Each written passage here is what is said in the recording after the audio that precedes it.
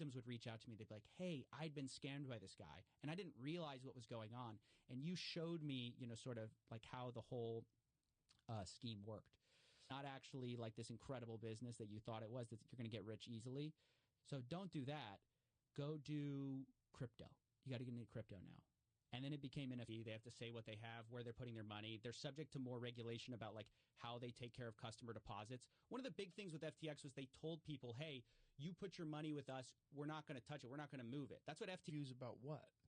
Like you didn't start doing this. You started doing just like a normal interview show? I was just doing a normal interview show with a few of my buddies, and lied my way into it. I can sort of lie my way out of it. And this is what he did. So prior to this, I'd interviewed him twice before, and I had kind of gotten hamstrung with he's just so good at dodging stuff. I just wasn't interested. I was like, that's not my life.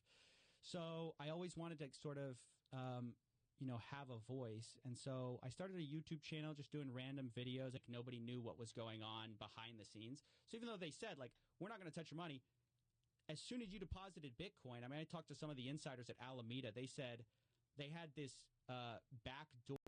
It's a strange time, man, to be covering crypto, because I tried to tell people for years that this scam problem, this fraud problem, located out in the Bahamas, which is a great place to put your... Why do they do it in the Bahamas?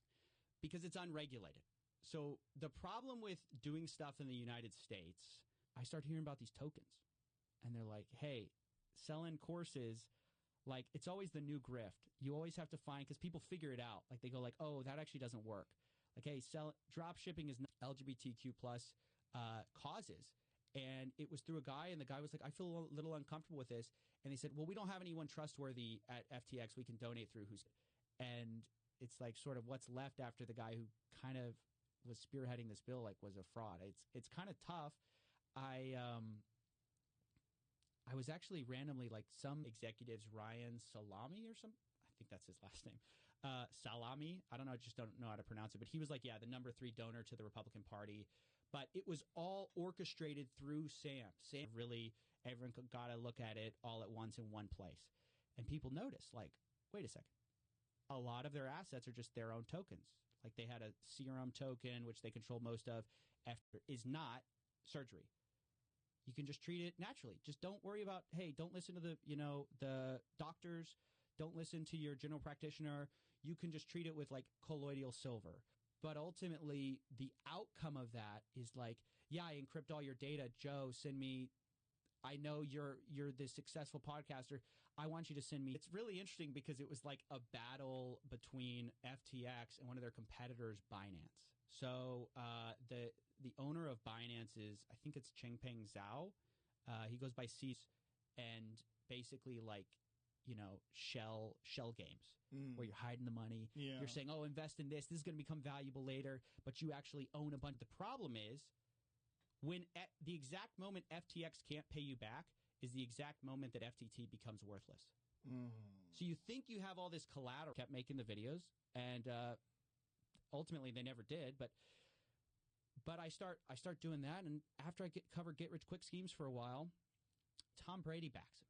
Well, Tom Brady's got to have some guys who are looking into this, and then it's like, well, BlackRock backed him.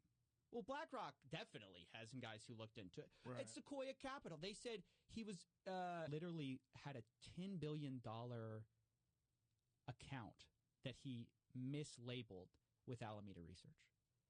Mislabeled? Yeah, I saw this, and my experiences up to that point, it kind of led me to like, I want to say something, but why is nobody saying anything? It just seemed like there was this, these people pitching this stuff, and nobody was talking about it. So I made this random video. Just there was already all this worry. In the past, that summer, there had been a bunch of companies that collapsed, and people had never thought FTX. It was kind of the first time anyone thought FTX could maybe not have the money. And it's like, well, what's fungibility mean? It means whether you were a guy withdrawing who is this degenerate day trader, it's kind of like, okay, it's a little bit chic to be donating to Democrats. You can do that without too much, negative press. But if I'm the number 3 donor to the Republican Party, that's going to be a bad look. You can watch them. These are real people, Joe. You can be just like them. And so I started watching this, and I started like seeing it. I'm like, oh my gosh, this is so interesting. You know, now if you're some criminal, laundering money has just never been easier.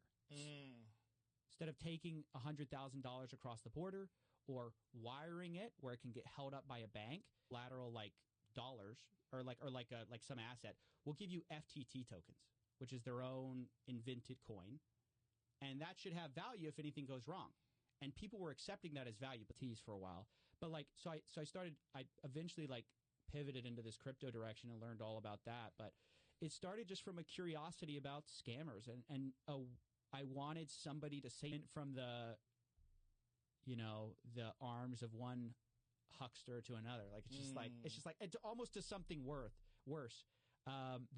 You believe, it's kind of too good to be true, but the social proof is overwhelming. And it overwhelms your kind of like alarm bells.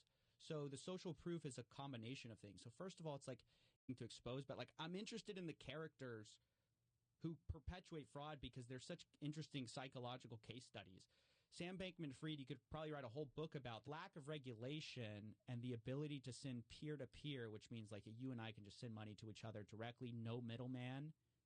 There's also a really huge opportunity for fraud, scams. Dude, you do not get to that level and not know that things were wrong.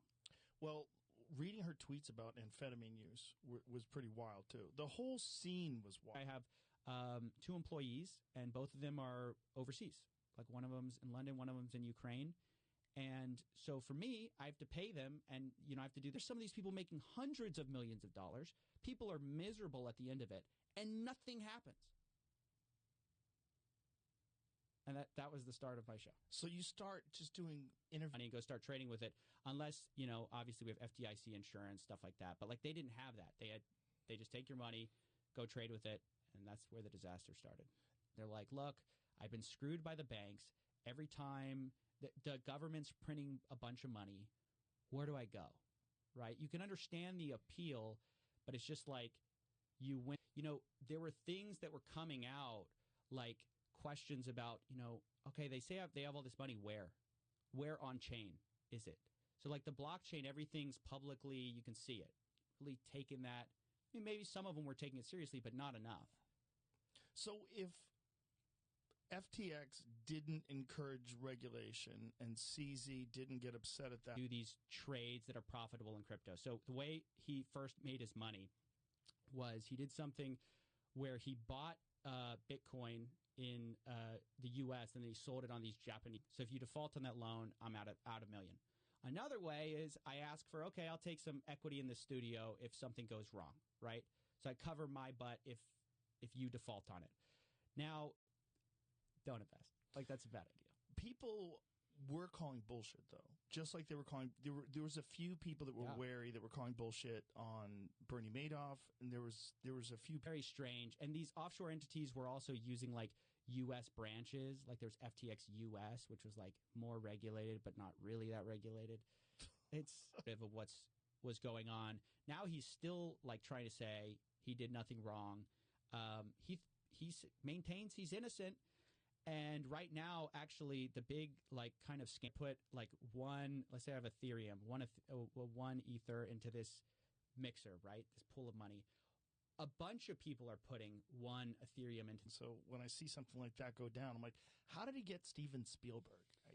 How does someone like a Bernie Madoff or Sam Bankman-Fried, how does he get these people to do this? Actually, they've recently been shut down, but. The idea was just the idea of putting your money into Tornado Cash. Yeah, it's wild.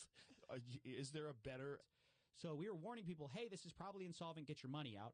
But CZ ultimately was the big, like, he was the most notorious and like well respected. What I know is everyone's always interested in pulling up the ladder after them and like building the kind of the rule book around like, hey, like if you're from this certain jurisdiction that we're a part of, you're fine. If you're not. Like that's what ultimately matters is how much do you have on deposits that you owe out? And so with Binance, we don't really know. The only one we have a little bit more of a look into is buying both, lying about it so that you can get all the good press of like caring about all these social issues while also not caring at all. You're the CEO as of 2020. He hands it to this a girl he actually had a relationship with, Caroline Ellison, right? And she supposedly controlled it. He said she did everything. Regulated, like if he was doing this, like Coinbase can't do this. Is that correct? Yeah, Coinbase is much more heavily scrutinized. They actually have to file with the SEC. He's a shark. He knows what he's doing. What was the conflict between the two of them that led him to do that? The conflict was, it's a great question. The conflict was ultimately that Sam was trying to get some regulations passed, and shocking thing. And I think that shows, like, if you're running a shady empire, like, who's better than a shady lawyer to try to help you cover it up, right? How did you get in? And that video has aged so well because it's like people are like, oh, it was all true. But people were outright calling it a fraud. Like Mark Cohodes, he's a famous short seller. He was company, so they have to report everything. So if you're offshore, you can kind of not do any of that. You can play fast and loose. And, you know, for some people, they think that's better. They can offer, let's say, like 100x leverage regulation for, I guess, offshore crypto exchanges, right? And so these campaign finance, these violations. Your issue is that anytime there's demand for withdrawals, you're going to encounter problems. So it was going to be inevitable anytime any store Go back to making money again. I don't think he thought he would repay everyone, but everyone thought like, oh, we'll just enter Chapter 11 bankruptcy. We'll restructure the company. We'll reopen. We'll just turn all the debt into new on your dollars or whatever, euros or whatever, and you put it into this crypto exchange. They have a bank, and they work with that bank. Then they exchange. I don't really understand what's going. Like the FTX thing, for example, is the best one because I was so in the dark about this thing. I was like, what is happening? Like, what are they doing? Try to break it down for us. Like, first of all, but I'm from the Bahamas and I'm American, so that might be fine. I mean, everyone's always interested in the regulations benefiting them. The challenge now, though, is, you know, a lot of people had what that was to hide it from people who were trying to take a look at his books. But it's just, that's what I mean by black box. You never know what games these guys are playing. Like they say, oh, here's sort of like the rough estimate of your hands in both pockets. But publicly, he's just like, he's donating to Democrats because he says, oh, I'm like this, like, you know, I care about all these issues. Yeah. But it's like even more cynical than just buying one party and give you this yield. He starts explaining like this thing that sounds exactly like a Ponzi scheme. And so ultimately, Matt Levine's like, yeah, this doesn't really make a lot of sense. But again, it stopped short. Finance hasn't had similar problems. No, they've had a few runs and they've covered withdrawals. I mean, so it's just, the problem is a lot of it's a black box. He blamed all the wrongdoing of FTX on Alameda Research. And he said, I don't control Alameda Research. Even though he was the owner, he's no longer. It was like 70,000 or something like 60 plus, yeah. So that's the lure. The lure is you buy in for pennies and one day you're insanely rich. I'm sure you know about that. They're setting it up with like, I used to be broke like you. Well, that's a strategy. A lot of these guys were never broke, right? It's just part of the story you have to tell to be really effective. It's like everything, I don't have access to the book. Like I basically knew nothing. So anytime you'd call him out on an issue, you'd say, where's the money? He goes, well, I don't know. It's gone. It's Alameda Research. Ask Alameda. Eventually got paid out like $2 billion. Whoa. Yeah. Some of it was in this FTT token, though. So they have a bunch of FTT, right? And so it's like November was when all that is a Matt Levine interview with Sam Bankman-Fried. He didn't call him a fraud outright, but he's like, hey, it seems like you're in the Ponzi business and business is good. Whoa. And what did he say to that? Okay, so this is funny. They found his League of Legends account, and during some of the calls after it was a fraud, you could hear him clicking in the background. Click, click, click, click, click. He's playing League. Analogy for losing your house? You know what's funny? Yeah. You know, I mean, good Lord. The idea of these mixers was you'd anonymize your transactions. So, like, let's say Party. That's right, but also to the Republicans. This is what's wild. So, yeah, Sam knew publicly in our current American climate, like bizarre that so many people got duped, and I felt the same way about Bernie Madoff. You know, I'm not a financially aware person. I'm not into the market. I don't follow these things. They bring on people like Tom Brady to promote it. Larry David in the Super Bowl. They kind of get buy-in from all these big sort of names and also through crypto. Ransomware. Yes. Yeah. Yes. 100%. Because before it was like, okay, you need to use like Western Union or sort of one of these like these places where you can kind of send money without too much scrutiny. Yeah, Elizabeth Warren wrote a letter to them. They're being looked at much more closely. I mean, ultimately, all of these things are so opaque in the sense that after the fact, he's like he's still playing video games, and you're like, can you have the decency to get off the video game and talk to people? So bizarre. It's just so bizarre. We don't know. I mean, there's only a few that are bigger. Like there's Binance, very opaque company. We don't exactly know. And what has happened to Binance since FTX went? Everyone loses confidence. Everyone sells their FTT tokens. No one wants to buy it. It's worth nothing. So how did this all fall apart? Great question. I watched the new CEO, talk about it. Yeah. About him trying that's John Ray. Yeah. Trying to unravel it. And it's amazing. Yeah. So by the third interview, I'd studied him and I said, okay, how do we get down to FTX's responsibility in this whole thing? And I kept coming back to it was the terms of why the celebrities are important. And that's why huge part of it. The connection to BlackRock is important. Huge part. Yes. Because they're the legitimacy that says, hey, It's amazing that things with this amount of money can get this far sideways before anyone knows what's going on. This is the problem with offshore accounts and stuff. Like Coinbase, it seems like they're, legitimate, but so much of the problem with crypto is we don't know how much of this stuff is money laundering. We don't know how much of this stuff is like, how you're going to make some money. And so people invested in FTX thinking that this is going to be a safe platform. This kid is smarter than everyone else. He's money to a politician on my behalf. You're a straw donor. You're not really a donor. So Alameda was using customer funds to pay off politicians in order to try to get favorable. It is inevitable. So something to understand. FTX was insolvent long before it was realized that they were insolvent. Right? So that's the issue was FTX's problem was not CZ.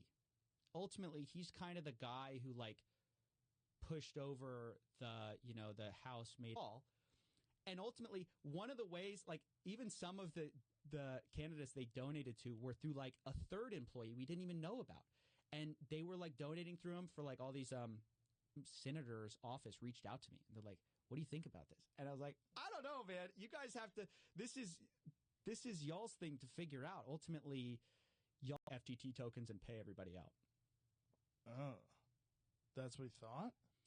He's on amphetamines, right? So he can't be thinking totally clearly. Somebody found out about this God mode. And so the lawyer's like, how do we basically cover this up? Dan Friedberg's like, how do we, what do you want me to do? And he's like, hey, ours. And I'd go because it was like my friends like said, hey, we have to get somebody. You want to go? And I was like, sure, I'll go. I was like kind of fascinated.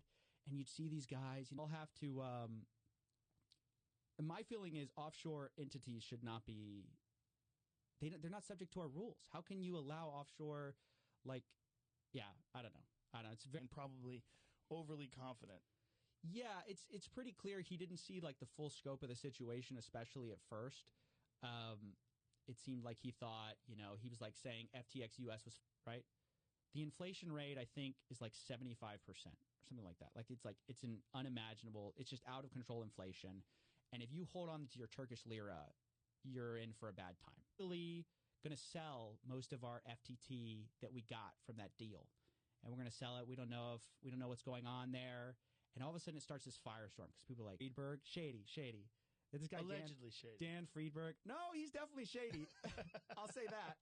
This guy. What was his? I remember, but what was his? Or is it just pure addiction? I think those multiplayer games, those online role playing games. That's what that is, right? It's like I think it's a. Is it a MOBA? In the terms of service, they said results may vary. What's that about? I mean, ultimately, it's like, and so I realized, like, there's this sophisticated way that they're preying on my psychology, and that we're just going to do a few transactions through your name. That just came out in a press release, it's the new charges. He was basically like they call them straw donors, because it's like, if I give money to you to give more, and like one of the first things the guy does is he controls it, but he renounces ownership. He goes, oh, I'm passing it off to some sham director. And he goes, I don't have anything to do. I don't know. Found out how to be successful. And if you invest with me, I'll save you time. You know, you could do it yourself, Joe. You could do it. But what? It's going to take you 5 years. Get with me, and I'm going to shortcut your, make something work. If it's going to go to the public, you have to solve all these issues. And unfortunately, we saw crypto kind of go mainstream before they had, right? It's all at some address. And so people were asking, like, you say you have all this Bitcoin, where's the Bitcoin? You say you have all this Ethereum, where's the Ethereum? So they were paying everybody to promote this FTX crypto exchange. And the idea is this is the next big thing, right? And this is where you're going to make money. They're like, hey, don't work a 9-to-5 job, like be free like me. And I'm like, you're here on a Sunday at like 5 p.m. How free are you really? Like, you're just not having sort of like, it's maybe not big enough. They're good people, a lot of the people going after these guys, but it's like trying to catch everyone who's speeding. You want to store your money somewhere else. How do you store it? So there's this idea of like these alternative currencies that are kind of interesting. And then there's some arguments that like, hey, if you're someone like me, that these basically nerds in cryptography thought of, which is it's brilliant. I mean, it is brilliant because it is basically, it's almost impossible to trace. Hey, just make this problem go away. This is the CEO. Like, go blame it on somebody else. Go blame it on some third party that got access to our website. Say it was like a glitch or something. And so that and why is so much of your balance sheet made up of your own tokens? It's a big question. So one of the things that FTX had done, and a lot of companies were doing at the time, this big mess right now, and we're waiting for regulators to figure it out. Finally, regulators have stepped on the scene, but right now it's just this kind of wild, wild west. And wanted to basically influence politics by just donating. And the idea is you donate to both sides, you can never lose, right? Yeah. If you have your time, but FTX was sort of the worst offender, is let's say I give you a loan, Joe. So an unsecured loan would be I give you $1 million and I don't ask for anything. Calling that a fraud early. I have a buddy of mine. He goes by Dirty Bubble Media on Twitter. He's like one of the Anon Twitter accounts. He was calling it a fraud. Chemtrails. Let me say this. If it's too good to be true, if they're offering market returns that you want to believe in, you go, man, I want to believe this is real. This stuff went down. And a report comes out from CoinDesk where it shows FTX's balance sheet. It shows actually what tokens they have. For one of the first times, it was kind of with regulators. They were all Sam was working really closely with regulators to try to get regulations passed. And CZ felt like he was cut out. So that stirred up this battle between them. And ultimately, Ethereum, what are we tracking here? And then it goes to some mixer somewhere. And then we don't know where it goes after that. So when Sam Bankman-Fried was working with guy who enabled God, or who helped cover up God mode, and he's like, well, I don't want to comment on other people, or it's just like, well, how does he skate on that? Like, how back that bill, and now that it was all a fraud, or the guy who basically pushed it was a fraud, now they're like trying to retool it, and so now it's trying to be sorted out by the guy who literally unraveled Enron. And he says, this lawyer goes, it's worse than Enron. Right, people in charge who are going to take the fall, you resign, and then you blame it on them later when everything goes wrong. His problem, though, is Caroline Ellison flipped on him. So she definitely flipped on him. She was smart. Yeah. She cooperated. The money system has to be safe. Like, your grandma has to be able to charge back her credit card when there's a fraudster, right? Like, or this whole thing doesn't work. You can't rely on people being technically savvy in order to do something like that. Like, why would he publicly communicate? This is why it's so interesting to me to look at fraud. Like, this is why it fascinates me, as well as I think it's an important thing. He cleaned up on all his own customers, just basically taking their money. Like, oh, I know exactly when to fold. I know exactly when to bet.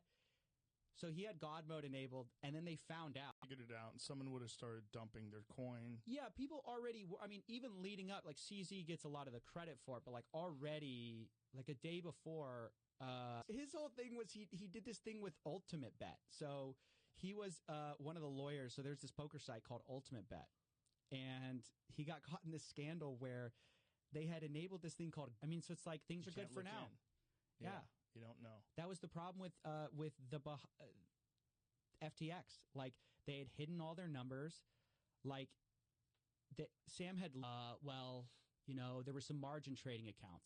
And I'm like, no, but there were people who didn't trade with margin. There were people who just put their money with you.